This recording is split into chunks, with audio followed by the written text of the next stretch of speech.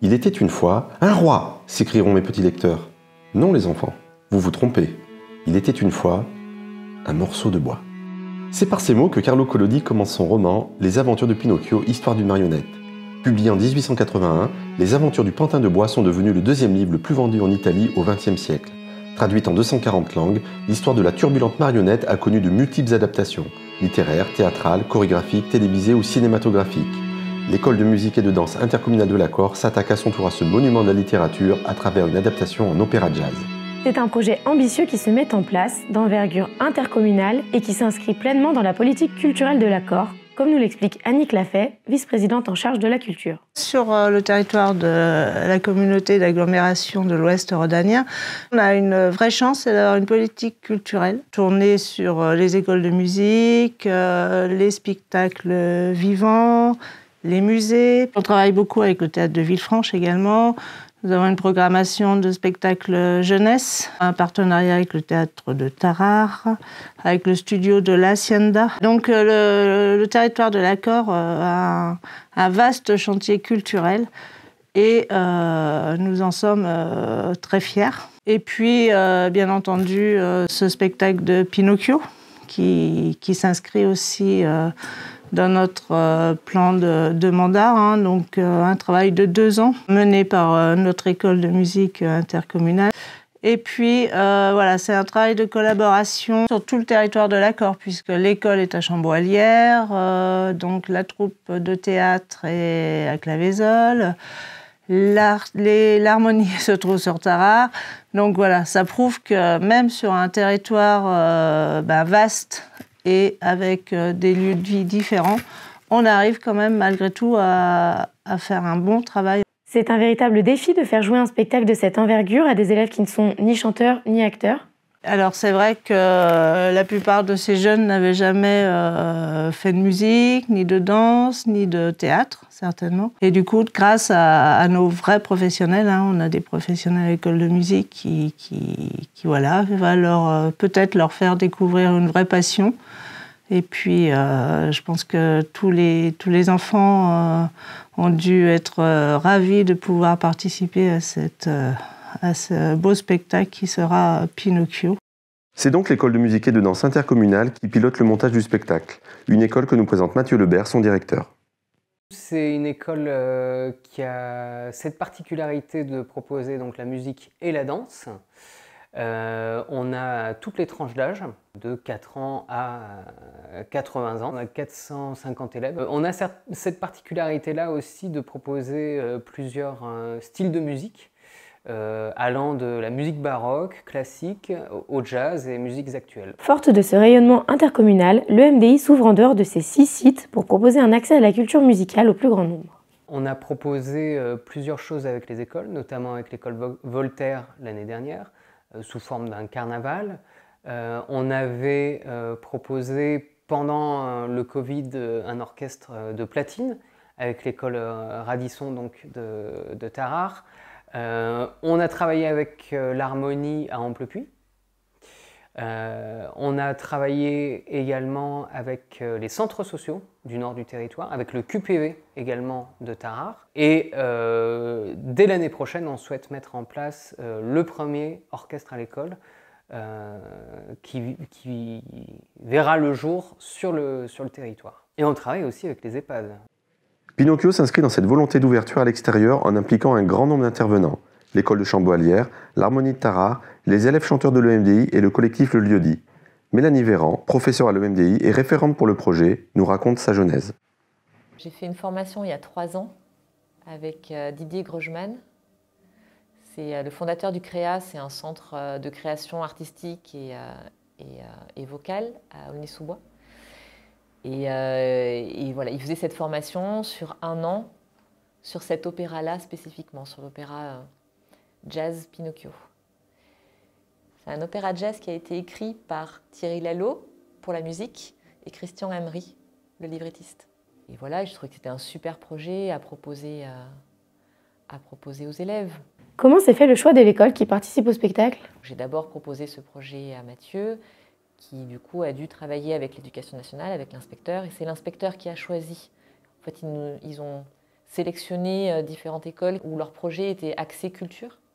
C'est pour ça qu'on a travaillé avec Chambaud. Et les élèves, sont-ils enthousiastes à l'idée de monter sur scène? Je pense qu'au début, ils ne se rendaient pas du tout compte dans quoi ils s'embarquaient, ça c'est sûr. C'était des élèves qui n'avaient pas forcément d'expérience de scène, qui n'avaient pas forcément chanté avant. À la base, c'est un opéra qui a été écrit pour des ados confirmés.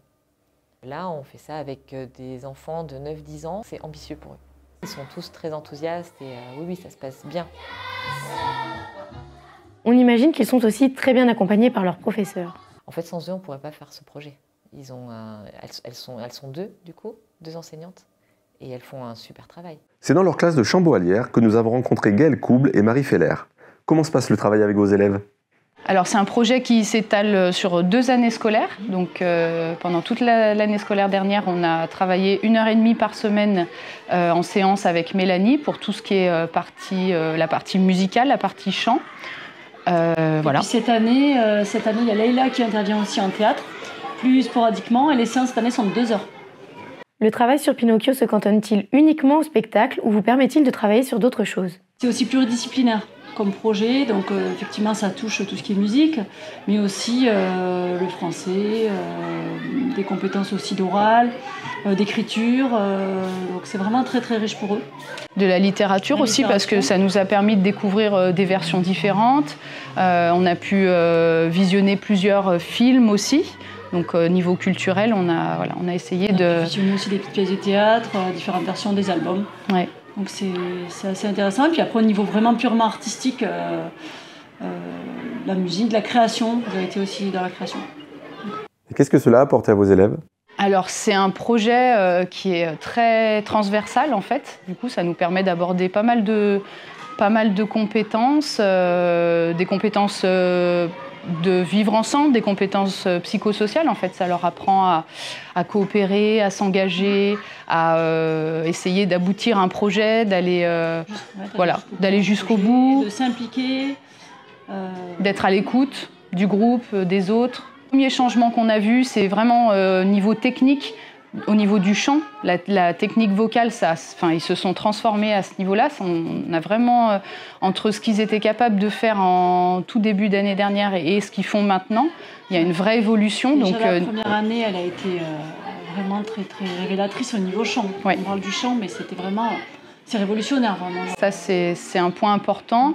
Et puis au niveau vraiment du vécu du groupe classe, il y a vraiment quelque chose qui s'est construit de l'ordre d'être à l'écoute des autres. On a beaucoup travaillé sur la notion de champ périphérique, de faire travailler son champ périphérique pour être à l'écoute du groupe, démarrer en même temps que tout le monde, s'arrêter en même temps que tout le monde. Voilà, des choses. Et ça, on l'a vraiment vu évoluer au niveau du groupe. Au niveau du groupe, et puis aussi, ça a permis de souder ce groupe-là qui est en 2 classes.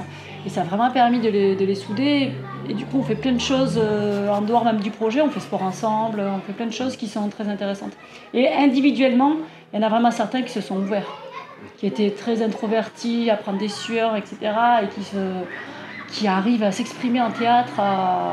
C'est bluffant. Ouais. Au niveau de la confiance en soi, c'est un vrai point de progrès. Ouais. Ça nous a permis aussi de travailler beaucoup autour des émotions. Justement, en visionnant les différentes versions, en lisant des textes, ça a permis de mettre des mots sur des émotions. Et voilà, c'est toujours un travail intéressant. Qui dit spectacle, dit mise en scène. C'est Leïla Brahimi, comédienne et co-dirigeante du collectif Le Lieu-dit à Claveyzol, qui a la charge de guider les apprentis artistes pour leur premier pas sur scène. Comment abordez-vous ce travail avec des comédiens novices? On commence d'abord par des jeux. En fait, vraiment la base du jeu de comédien, c'est le jeu au sens presque pur du terme. C'est vraiment des exercices que nous, on appelle des jeux, que même comédiens professionnels ont fait, qui sont un peu des entraînements avant de se mettre en route sur des scènes ou du texte. C'est des jeux qui vont engager la voix, le corps, l'écoute, surtout si c'est des groupes, et puis l'intention. Comment est-ce qu'on joue de la tristesse, de la colère, ou des suspensions, des étirements, voilà. Donc il y a d'abord toute cette partie-là de mise en route sur des exercices, et puis voilà, comment est-ce que ce jeu, cette joie, en fait, elle arrive aussi petit à petit. Et elle va prendre le pas un peu sur une chose scolaire, de bien savoir son texte, de réciter comme une poésie, etc. Mais on va plutôt tirer vers le fait qu'on est super heureux de dire ces mots et en fait de les dire et pas de les réciter. Ça, c'est important. Voilà. Et après tous ces jeux-là, le texte arrive et puis la mise en place et voilà. Nous sommes maintenant dans la dernière ligne droite. Tous les participants répètent d'arrache-pied pour être prêts pour la représentation du 15 juin. Mais ça, c'est une autre histoire.